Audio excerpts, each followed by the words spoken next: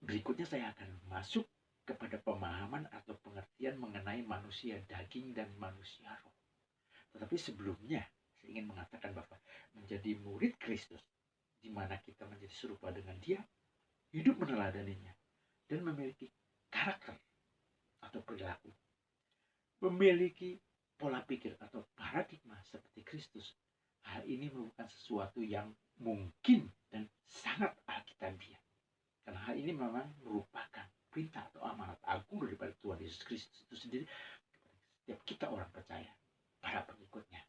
Dan semuanya ini akan terjadi, terwujud, terrealisasi hanya karena satu perkataan, itu taat.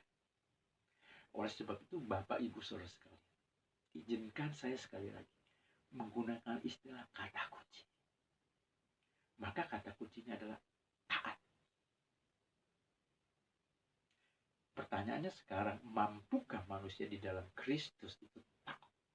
Benar-benar taat, totally taat. Nah, terhadap pertanyaan tersebut, maka Alkitab jawabannya. Untuk itu kita masuk pada bagian yang pertama, yaitu mengenai manusia daging. Apa itu manusia daging? Manusia daging adalah manusia lama. Manusia dengan sifat atau kodrat dosa, karena memang manusia telah jatuh ke dalam dosa. Seperti yang tertulis di dalam Kejadian 2 ayat 17, di mana Allah melarang Adam makan buah dari pohon pengetahuan tentang yang baik dan yang buruk tersebut. Apabila ia memakannya, pasti mati. Kemudian Kejadian 3 ayat 6 berkata bahwa ternyata Adam telah makan buah tersebut. Rasul Yohanes di dalam 1 Yohanes 3 ayat 4 berkata, dosa adalah pelanggaran hukum Allah. Dalam hal ini Adam telah melanggar hukum Allah. Dengan demikian ia jatuh ke dalam dosa. Dalam bahasa Yunani, kata dosa menggunakan kata hamartia, artinya melenceng dari ketetapan Allah, menyimpang dari hukum-hukum Allah, dari maksud Allah, kehendak Allah, tujuan Allah. Dan upah atau akibat dosa adalah maut atau kematian. Seperti yang dikatakan oleh Rasul Paulus di dalam Roma 6 ayat 23. Jadi manusia pertama itu Adam, yang sejak awal telah ditetapkan untuk hidup kekal. Namun oleh karena dosa tidak kekal lagi, melainkan mengalami kematian secara fisik. Akibatnya saudara saya yang adalah keturunan Adam pasti akan mengalami kematian secara fisik. Berikutnya, Adam yang sejak awal telah ditetapkan untuk hidup bersekutu intim, memiliki harmonisasi hubungan dengan Allah.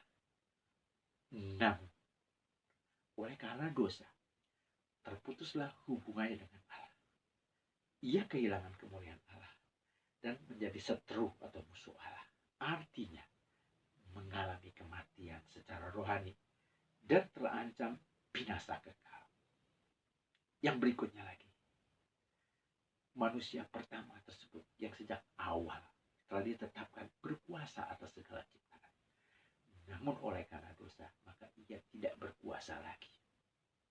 Ketika bumi mengamuk lewat fenomena bencana alam, misalnya gunung berapi meletus, gempa bumi, ada longsor, banjir, ada angin badai, ada badai salju, ada badai awan, dan lain sebagainya. Maka manusia tidak berdaya dan kerap menjadi korban. Kemudian ketika sekelompok sekawanan gajah liar memasuki perkampungan, memporak-porandakan rumah-rumah yang ada, menghancurkan, merusak tanam para penduduk, serta bahkan membunuh warga setempat. Hal ini membuktikan bahwa memang manusia tidak lagi berkuasa atas segala ciptaan. Bahkan terhadap dirinya sendiri, manusia tidak mampu menguasai, mengatasi, mengontrol, mengendalikan hawa nafsu dan keinginannya. Yang berikutnya,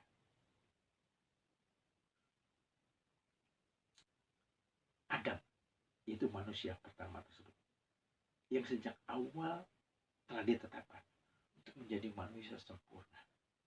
Namun lagi-lagi oleh karena dosa tidak sempurna lagi, melainkan hidup tercela. Karena gambar dan rupa Allah di dalam dirinya rusak. Dan konsekuensi yang lainnya adalah seluruh keturunan Adam sampai kepada kita, saudara dan saya, dan sampai kepada sebanyak-banyaknya manusia yang akan dilahirkan kelak ke muka bumi ini telah tercemar, yaitu memiliki sifat atau kodrat dosa di dalam dirinya yang membuat ia cenderung pasti berbuat dosa.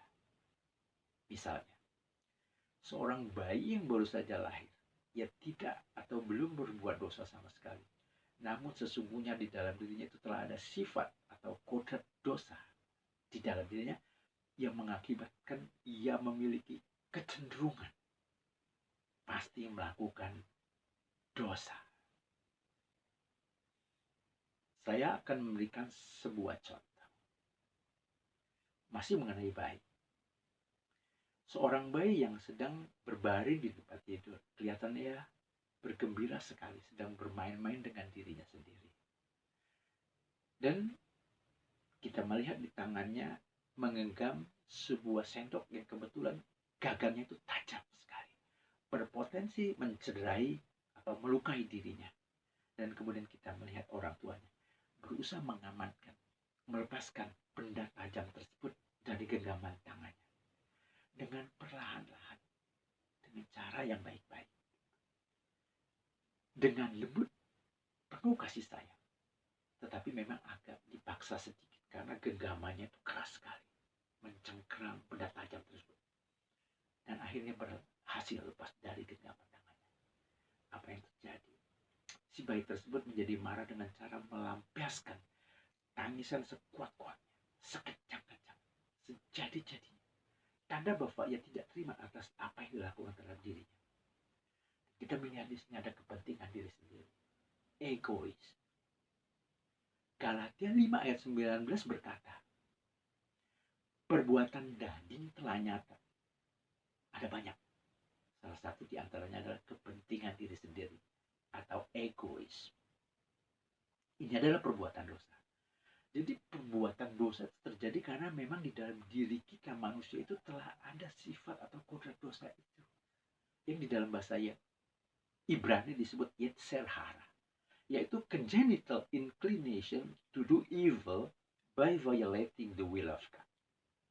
Artinya, ada kecenderungan bawaan dalam diri kita untuk melakukan kejahatan dengan cara melanggar kehendak Allah.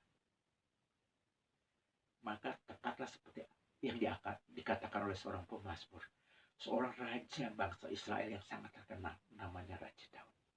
Di dalam kitab Mazmur pasal 51 ayat yang ke-7 yang berkata, sesungguhnya dalam kesalahan aku diperanakan, dan dalam dosa aku dikandung ibuku. Artinya memang setiap kita, saudara dan saya, itu sudah sejak di dalam kandungan memiliki atau telah berada di dalam dosa, yaitu melenceng, menyimpang dari maksud, kehendak, dan tujuan Allah, dari ketetapan Allah, dari hukum-hukum Allah, dan telah berada di dalam kesalahan, artinya tidak selaras lagi dengan Allah. Seperti inilah keadaan kita, manusia yang ada di muka bumi ini, di bawah kolong langit, yang adalah keturunan Adam. Jadi manusia daging, manusia lama, atau manusia dengan sifat dan kodrat dosa, itu tidak akan pernah mungkin dapat taat kepada kehendak Allah dan firman-Nya. Manusia daging adalah manusia celaka, seperti yang dikatakan oleh Rasul Paulus di dalam Roma 7 ayat 24 yang berkata, aku manusia celaka, siapakah yang akan melepaskan aku dari tubuh maut ini? Kemudian Rasul Paulus berkata di dalam Roma 8 ayat 6, karena keinginan daging adalah maut. Dilanjutkan dalam ayat yang ke-7, sebab keinginan daging adalah perseteruan terhadap Allah, karena ia tidak takluk pada hukum Allah. Hal ini memang tidak mungkin baginya.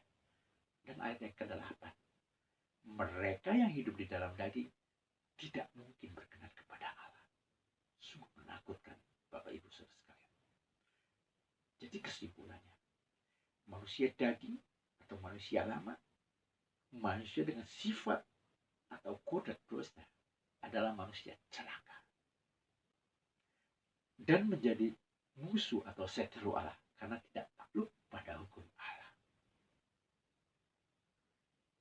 Ia tidak mungkin berkenan kepada Allah serta terancam mengalami kebinasaan kekal di api neraka yang menyala-nyala. Sungguh mengerikan, sangat memprihatinkan. Tetapi puji Tuhan, karena Allah di dalam Kristus yang terdapat di dalam Alkitab memberikan solusinya. Untuk itu kita masuk kepada bagian yang kedua, yaitu mengenai manusia roh. Apa itu manusia roh?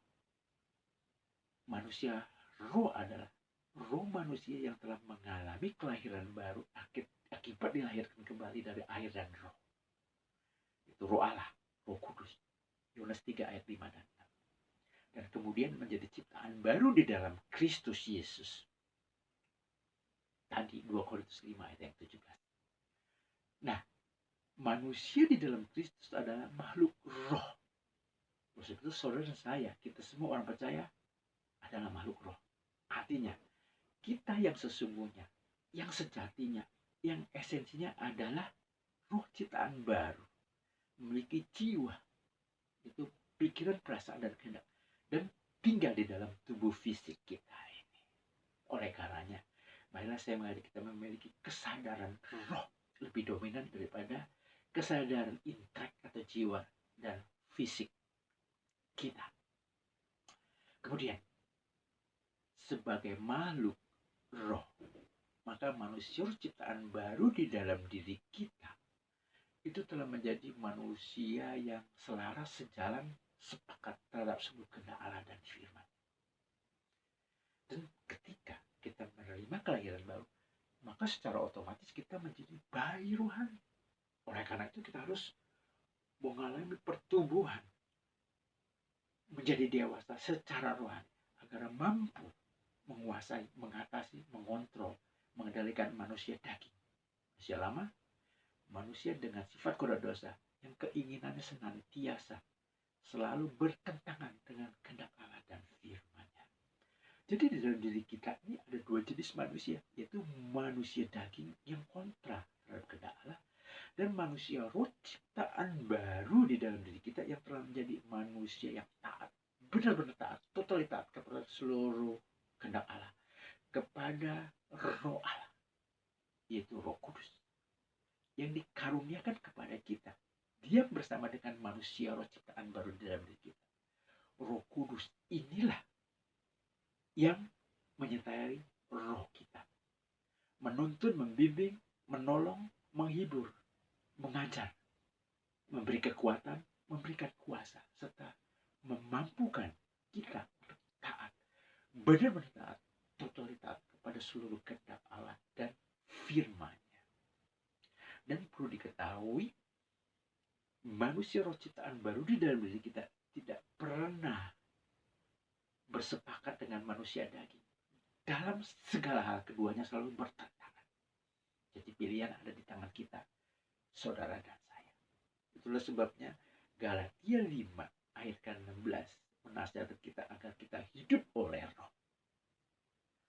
Sehingga kita tidak hidup menuruti keinginan daging kita yang akan membawa kita kepada kebinasaan kekal. Demikian